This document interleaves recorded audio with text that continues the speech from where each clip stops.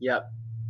Yeah, and all you're using is like the basic toolkit that you were given in like I don't know the like before your first grade, just like oh treat people the same and be nice and don't you know what I mean like and so you try to talk about these more complicated things, but people, yeah, yeah, it's kind of like most of the time the stuff that we're talking about people have to search it out.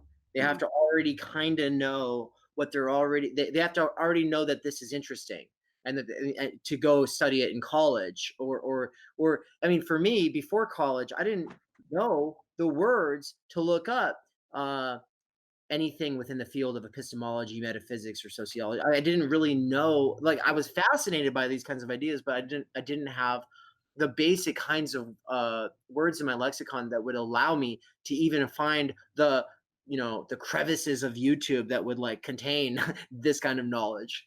So, oh, and by the way, River Ransom. So, well, actually, James asked, "What is a smokes measurement?" And I said, "How long it takes to smoke a cigarette. The post office is 2 smokes away," as an example.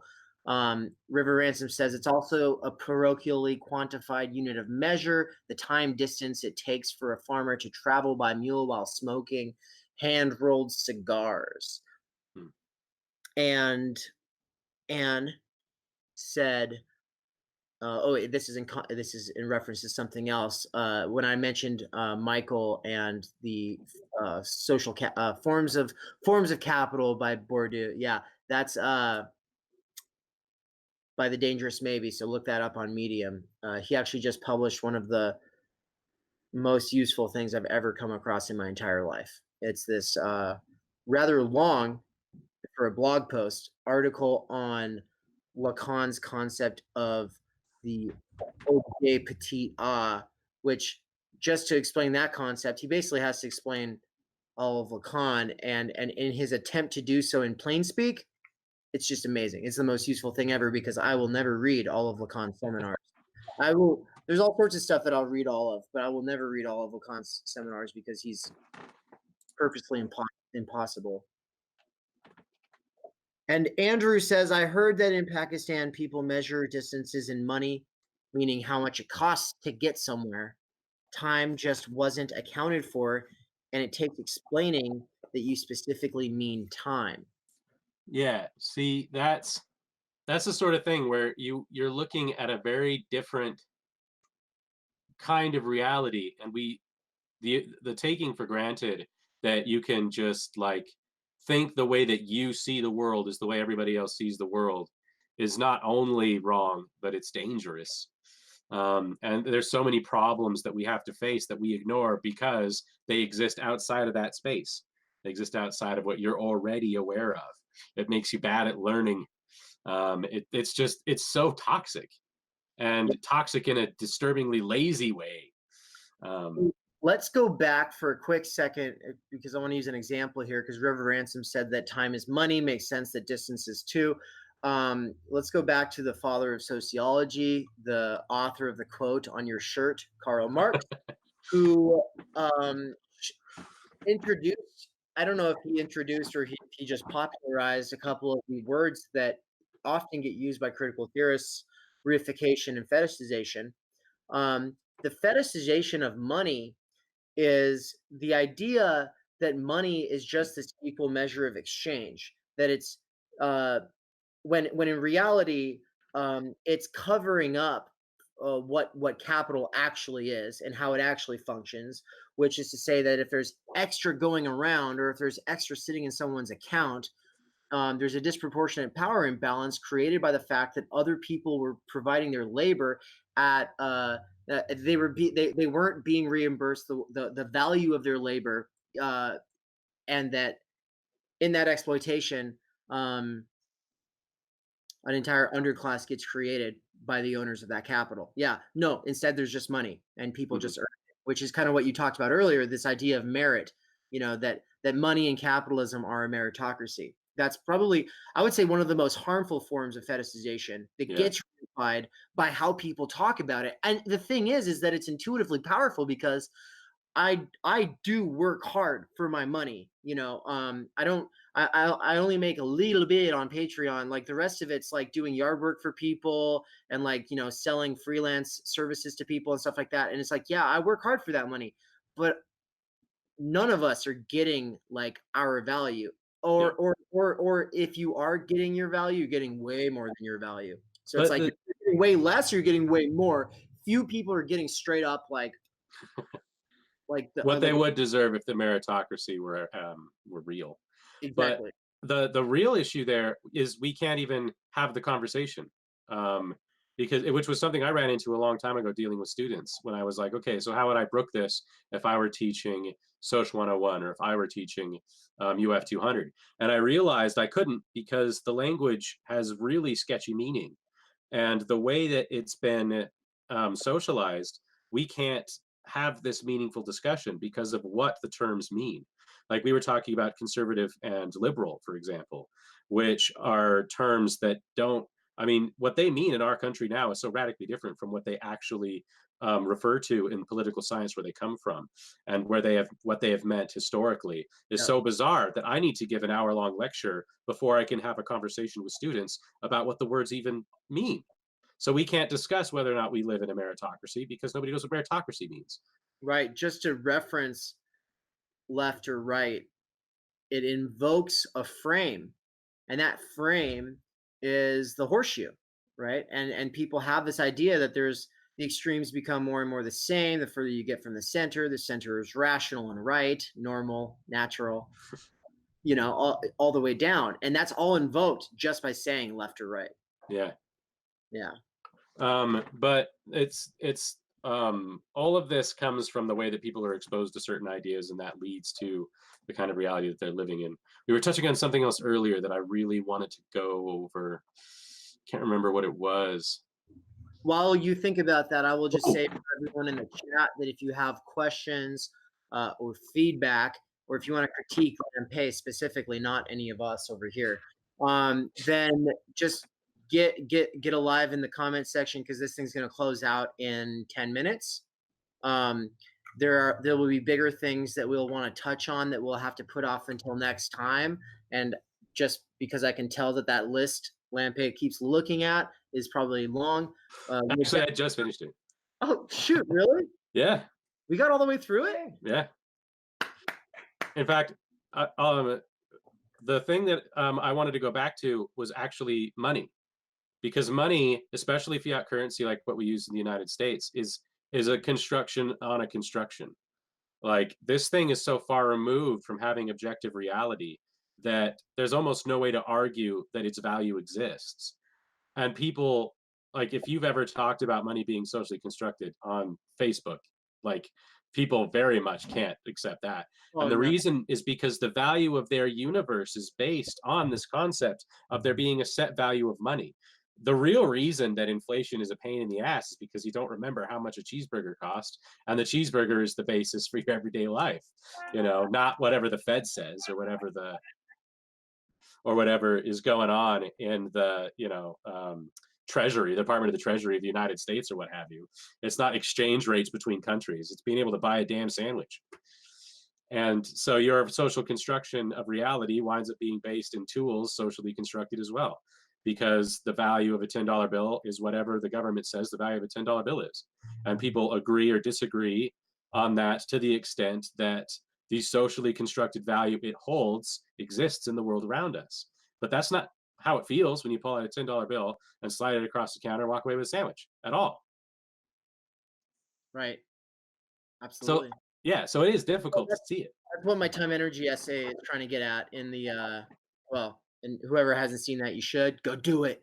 There's a side conversation happening. Andrew Hermit was like, by the way, have you heard about Peter Coffin and their book? Yes. That book is fantastic. It's called what is it? What is it called? I always want to say cultivated identity in you, but that's not it. It's custom reality in you.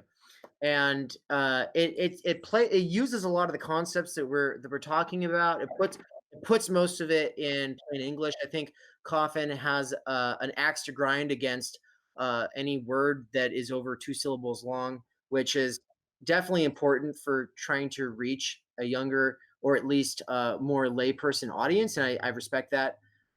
So it's a really good primer to. I would say that the book we've been talking about here, the one by Berger Luckman. and Luckman, the book by Berger and Luckman, Social Construction of Reality, is one of the best that I've encountered so far for almost everything we're talking about. But I would say Peter Coffin's is the best as a super intro. So I would, if I was trying to develop a short reading list for getting into sociology, critical theory, and also maybe potentially leftist theory, um, then I would probably say Peter Coffin and then this book. I've got a few more on my list if you go check out my Goodreads account, but yeah, those two totally. Custom Reality and You, yeah. That sounds fantastic.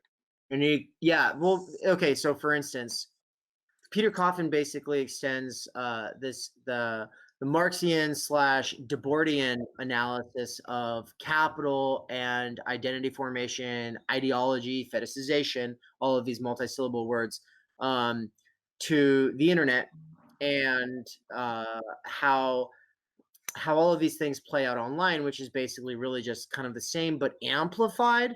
Uh, with the I guess the new feature is just like platform capitalists like Google, Facebook, Twitter, Uber. They have their business model is so much more reliant on um, identification, from the consumer, um, that they are able to. It's not just that they want you to purchase these identities though anymore, which was just as true in the 70s, but that now we purchase that with our attention, right? And so I'm actually working on an essay right now, a video essay. It'll be called Distracted Friends, right? If you've ever noticed that your friends are super distracted, they can't seem to hear what you're saying, so you feel unheard. Um, that's not isolated from our market and technological like dynamics. That's actually like wound up right into the heart of capitalism and the attention economy right now, where the most powerful interests in the world are in an arms race to win our attention. Yeah, I was just talking about that the other day Yeah. Yeah, because why are people so distracted? Why? Well, that's why. yeah, I was talking about how the socially constructed reality that people were building in certain circles, and I wasn't sure who the people were in those circles as part of this D&D observation thing, the Dungeons and Dragons thing. It's like they are inter-identifying with what entertains them to the extent that the sources that they're using for deciding what their socially constructed reality is coming almost exclusively from forms of entertainment. And I was like, wow, that's weird. Where did that happen? Berger and Luckman's examples are all like religion and tribalist, cultural, racial, all this other stuff, which we take for granted. But for people that seems to be all coming from the same sort of like, lower middle class white America. It was the entertainment media because all the other aspects were sort of, I think, socially unchallenged because they were the same. Since everybody was the same, what made somebody different in whatever way that they connected to other people through was what they shared as far as means of entertainment.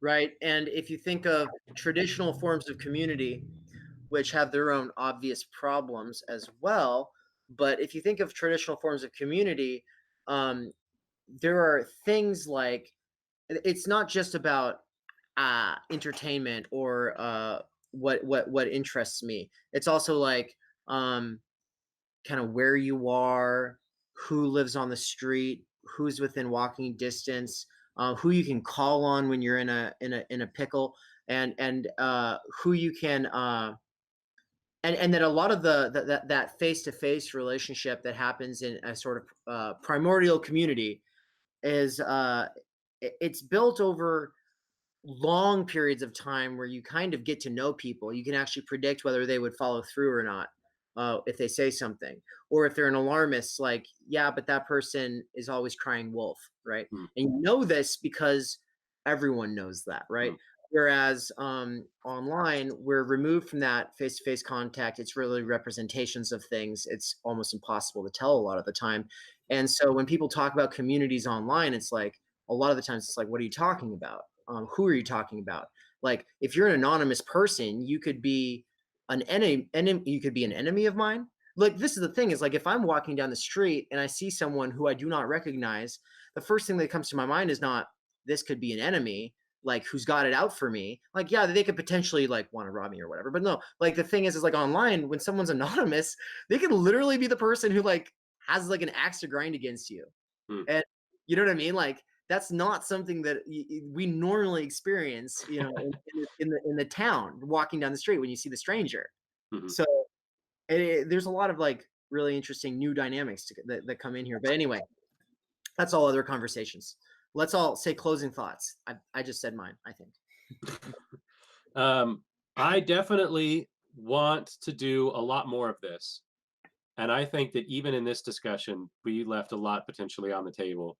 And there's still so many things that we can discuss. We've touched on so many things today, too. And so much of it overlaps to some extent with the kind of things that we're talking about and the kind of problems we're seeing in society. Um, I was even just thinking here as you were saying that has a lot to do with a second meaning for postmodernism, being that it's after the period that we've taken for granted is the world of today, which by and large ended with World War II. It's been a while since then, and yet there's so little we've learned about what a world that's changing faster and faster with evolutions of technology that would have been unimaginable in the time that most of the tools we're using to examine our world today were fashioned. Exactly. Yeah. And then we can't even explain that because we have to explain postmodernism as a mode of thought, postmodernism as an approach. And then we can start talking about the era we used to live in and the era we live in now. There's a lot of work to do. Lots to do. We got to get back. We got to do this again. Yeah. And one of the things I also want to have Alex back on for a live stream in the relative to near future, just to talk about our own journeys from I would like utopian libertarian socialists, new ager conspiracy theorists, to anarcho primitivists, localists, want to like, kind of sidestep mainstream society and build our own thing, to I don't know what you'd identify as now, to whatever I would identify, and just the whole journey. Talk Yeah. about that. That would be fun, because we've been talking about this kind of thing since we were like drinking beers at the Irish pub down the street, like 7 years ago Oh, at or least, whatever. yeah. Yeah. We've always been focused on things like this. Alex Yeah. went to college a semester before me, and so he had already been studying some political and social philosophy. And honestly, if you hadn't have been, I don't know that I would have gone in that direction. But because we already liked having those kinds of conversations, and then you went, and then you were taking those classes, and then you were referencing that stuff, that's why I took it. And so Oh, it's wow. just, Dang, it's awesome. I had no idea. Yeah. Well, thanks for that. Yeah, what I'm here for. Yeah. Anyway, all right. Well, this has been really fun, everybody. I really appreciate you all for joining. Like I said, this will be up for the next week or so, and then it will always be available on the podcast. Any podcast app ought to be able to find it. And like Lampe said, there's a lot more of these to do, a lot more on this topic. So thanks for joining. Take care. Goodbye. Until I'm next like time. waiting for Lampe to say goodbye. Well, I'm sort of panicking because I can't figure out how to end the call. Oh, There's a little red phone. Okay. Yeah. The interim. I'm the one who pushes stop broadcast when you say goodbye. Then I will push the button. All right. Goodbye. Bye bye.